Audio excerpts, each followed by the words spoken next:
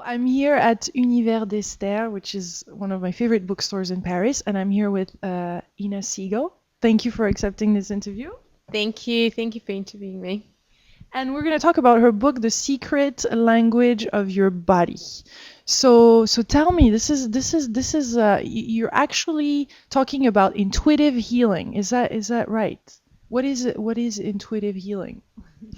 It's a great question, Lily, because intuitive healing is about connecting to your own body, and your body has so much wisdom. It has so much knowledge inside, and it's just so amazing when you can connect to that inside yourself and have that wisdom available to you at any point in your life. And so that's what I'm really passionate about. That's what I teach people, and that's what the book is about.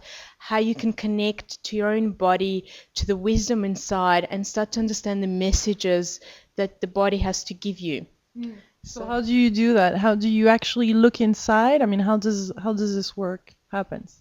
Okay, it happens. What I do is I get people to first connect to their body physically. And the way it happened for me was that I was very sick. And because I was sick, I went to see lots and lots of different practitioners. But I went with an attitude that probably a lot of people can relate to, which is, I'm here, come and fix me. I've shown up. And for 2 years, I was going and seeing enormous amounts of people. And then finally, I got to a point where I woke up one day and I had many different issues, but the biggest one was my back.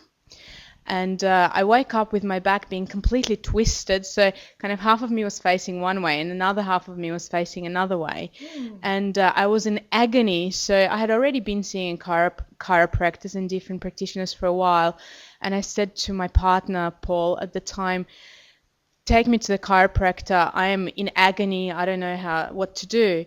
And the reason I said to the chiropractor was because the chiropractor was about 2 minutes drive, and on that drive to his office, I actually felt like I was leaving my body. I was in so much pain that every little stone was like agony.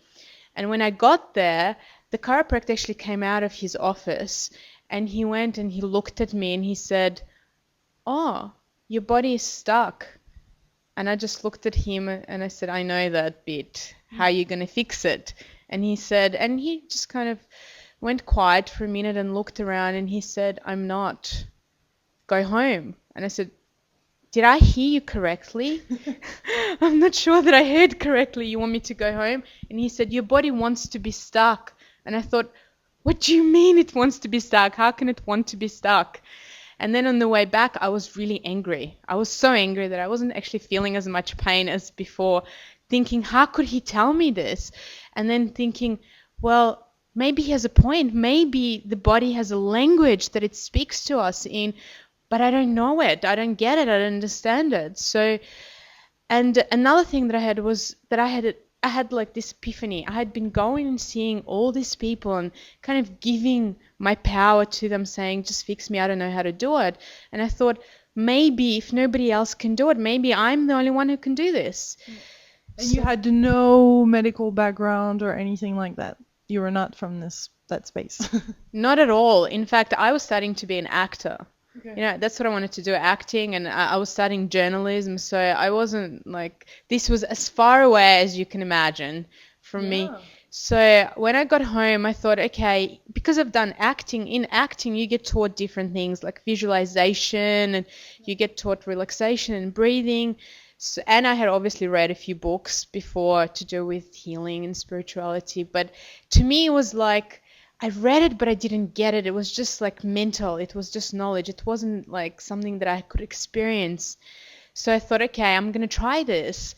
And I started by breathing because I was still in a lot of pain. And I thought the only way that I could go with the pain was to breathe with it rather than resisting it. Right? But then my mind was going round and round thinking. So I thought, I have to get my mind involved in this. So I thought, what can I do to relax?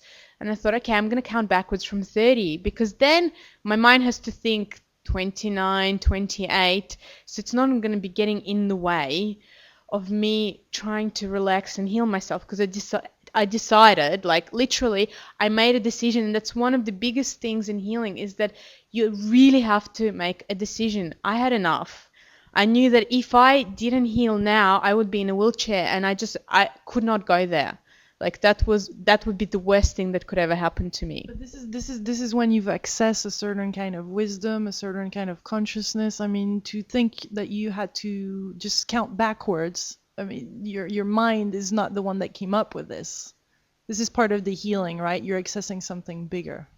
Yeah, for me it was more like I have made a decision, and I think when you really make a decision, you have access to the divine wisdom. Something really special happens. And so I didn't know that at the time, but I do now. So for me, it was like that decision. And what I say to people is that every aspect of me made that decision. It wasn't a mental thing. It was like every cell in my body, every part of me was like, I am going to heal this. This is not a game anymore. This is scary. And I am willing to heal.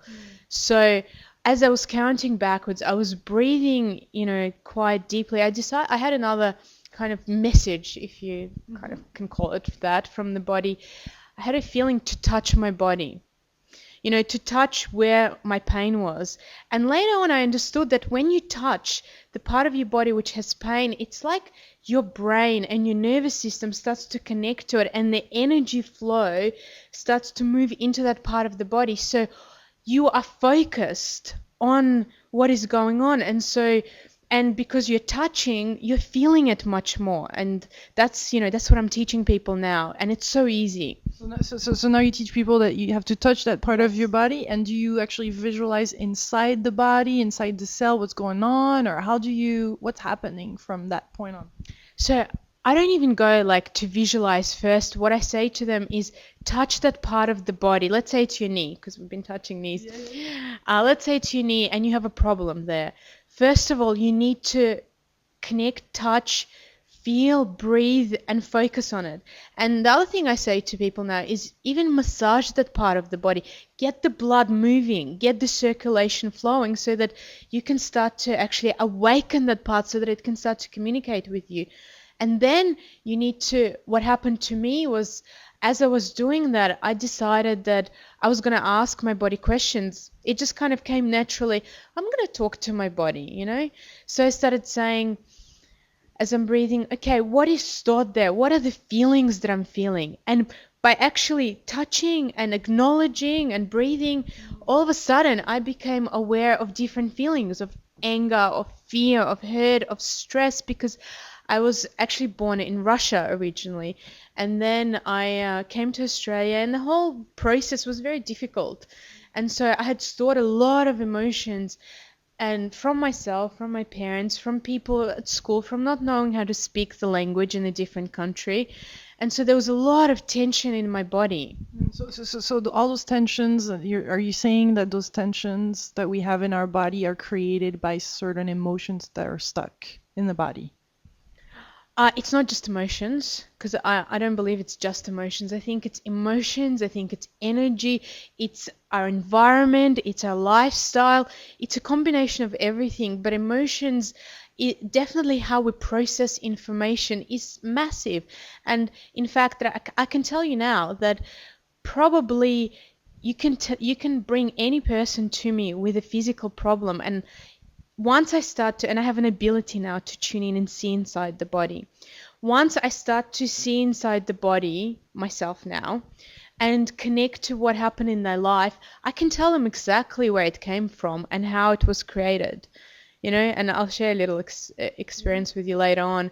But from my own perspective, it was like my body started communicating with me. And another interesting thing that I discovered was that not all the pain was from me. I was a very nice person, like probably most people, and so whenever somebody had a problem, they would come and tell me. It was like I had a sign on my head saying, come and tell me your problem. And when they would come and tell me their problem, I would listen and I would take it in without knowing that I was actually taking in their problem and their energy inside myself. And then they would feel better and I would feel worse, right? And a lot of people do that. That's why it's not just emotional. It's vibrational. It's thoughts, So I started asking myself, what thoughts was I thinking? What experiences as well, did I have to create this pain. And all of a sudden, my body was speaking, and I could see my spine. In fact, I could see all the vertebrae, I could see the inflammation, I could feel what was going on.